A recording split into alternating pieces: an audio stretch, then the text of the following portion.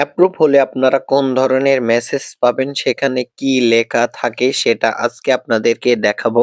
Permit online হওয়ার পরে কি ধরনের মেসেজ আসে সেই মেসেজটাও আপনারা আজকের ভিডিওতে দেখতে পাবেন।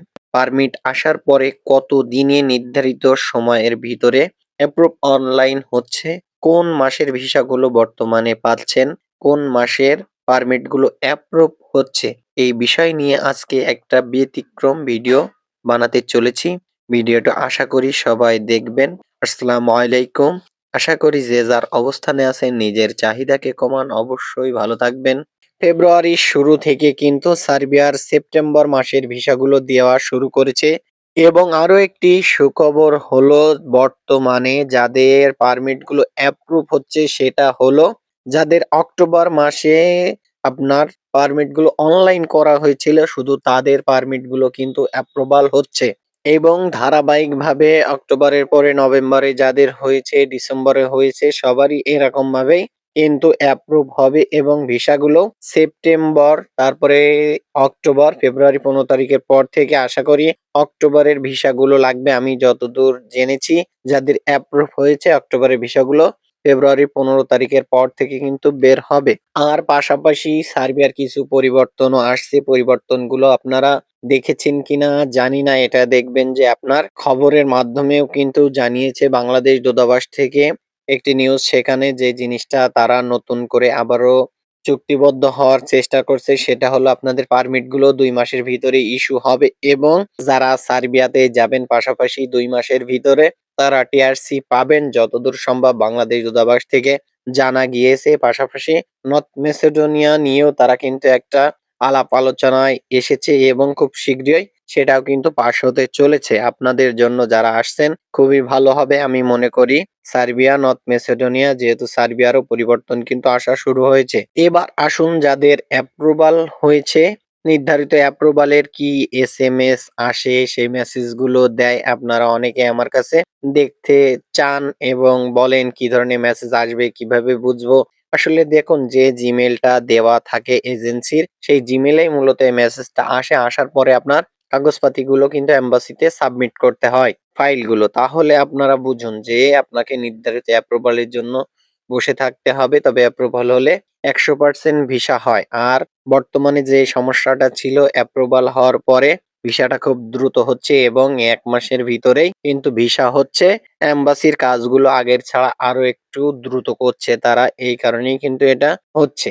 তবে চলুন আপনাদের সেই মেসেজটা অবশ্যই দেখাবো, কিন্তু ভিডিওর শেষেতে নয়, এখনই। আপনারা স্ক্রিনে দেওয়া দেখতে পারছেন, এটা হলো সেই কাঙ্ক্ষিত অ্যাপ্রুভাল ভিসার জন্য, যে আপনারা পারমিটে অনলাইন করেন, অনলাইনের পরে এই অ্যাপ্রুভালটা হয়, সেটাই স্ক্রিনে দেখুন। পারমিট অনলাইন হওয়ার পরে আপনারা সার্বিয়ার দেখতে চান যে অনলাইন হওয়ার পরে আমাদের কি ডকুমেন্টস দিবে।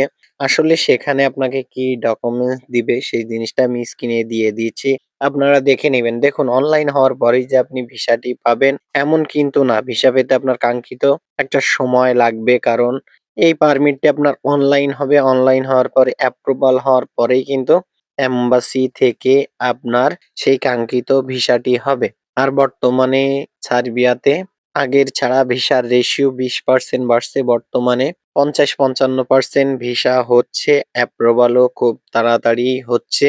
যারা জমা দিয়েছেন তারা একটু ধৈর্য ধরবেন আর চেষ্টা করুন ভালো কোম্পানিতে জমা দেওয়ার, তাহলে দেখবেন আপনাদের ভিসাটি খুব দ্রুত আসছে। আর সার্বিয়ার এম্বাসি থেকে বর্তমানে প্রচুর পরিমাণ ভিসা বের হচ্ছে এবং আমাদের বাংলাদেশীদের জন্য কিন্তু পরস্পর সুখবর আসছে। বাংলাদেশের যে ম্যান পাওয়ারের সমস্যাটা ছিল, খুব শীঘ্রই এই সমস্যাটাও কাটবে। আপনাদের ফ্লাইটও হবে এবং আপনারা যেতেও পারবেন। চিন্তা করবেন না। আশা করি সবাই যে যার জায়গায় আছেন একটু ধৈর্য ধরুন। ভালো এজেন্সি হলে তাদেরকে সহযোগিতা করুন আপনাদের যাওয়ার জন্য। সার্বিয়াতে আবারও কিন্তু একটা নতুন নিয়মও পাশাপাশি চালু হয়েছে, দোবাসীর ব্যবস্থা। এই দোবাসীর ব্যবস্থাটা তারা কিভাবে করলো, কেন করলো, সেটা হলো ক্রোয়েশিয়াতে একসময় প্রচুর পরিমাণ মানুষ যেত, যাওয়ার কারণে সেখানে ভাষা না জানা থাকার কারণে অনেক সমস্যায় পড়তো শ্রমিকেরা এবং সেখান থেকে নানান সমস্যায় তারা চলে যেত। আর সার্বিয়াতে বর্তমান যারা আসছে তারাও কিন্তু একই সেম পজিশন, কিন্তু দেখা যাচ্ছে ক্রোয়েশিয়াতে তারা ভাষা শিক্ষার একটা ব্যবস্থা করছিল। সেই অনুযায়ী তারা নিজেকে অনেকটা এগিয়ে নিয়েছে, নেয়ার পরে কিন্তু তারা সেনজেনে ঢুকেছে। সার্বিয়া সেম একই ক্যাটাগরিতে চলার চেষ্টা করছে, কিন্তু এখানে তাদের একটা বড় সমস্যা হয়েছে। সার্বিয়াতে যে শ্রমিকেরা যায় তারা ভাষা শিক্ষার জন্য কোনো চেষ্টাই করে না, তারা ভাষা শিখতে চায় না, শুধুমাত্র তারা যাবে, সেখানে কিছুদিন থাকবে, তারপরে চলে যাবে। কিন্তু এমন এমন জিনিস আছে যেগুলো আপনাকে না বললে বোঝানো যায় না, হাতের ইশারায় করা যায় না। শুধুমাত্র সেই কারণেই কিন্তু সার্বিয়া নতুন করে দোভাষীর ব্যবস্থা করেছে, যেখানে আপনার 10-15 জন বাঙালি থাকবে, যেখানে 10-15 জন ইন্ডিয়ান থাকবে, ঠিক সেই ক্যাটাগরির দোভাষী কিন্তু তারা সেখানে দেওয়ার চেষ্টা করবে।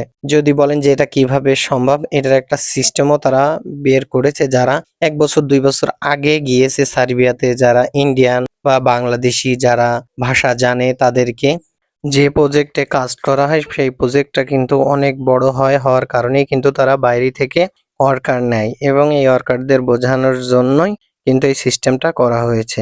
যখন কিছু বোঝানোর দরকার হয় তখন সেই বাঙালি, ইন্ডিয়ান, পাকিস্তান, নেপাল যে দেশের লোক যেখানে আছে বেশি, সেখানে তাদেরকে নিয়েই সেই ভাষাটা মূলত বললে সেই দোভাষী আবার সার্বিয়ান ভাষায় সেই যে কোম্পানির বস তাকে বলে দেয়। ঠিক এই সিস্টেম। দোভাষী হলো আপনার একটা গুগল ট্রান্সলেশন, যেখানে আপনি গুগলে যে ভাষায় বলেন সেটার আপনি বাংলা শুনতে চান বাংলা, যে ভাষায় দেন সেটা, যদি বাংলা দেখতে চান বাংলা, ইংলিশ দেখতে চাইলে ইংলিশ, ঠিক সেম ক্যাটাগরি দোভাষীকে বলা হয়।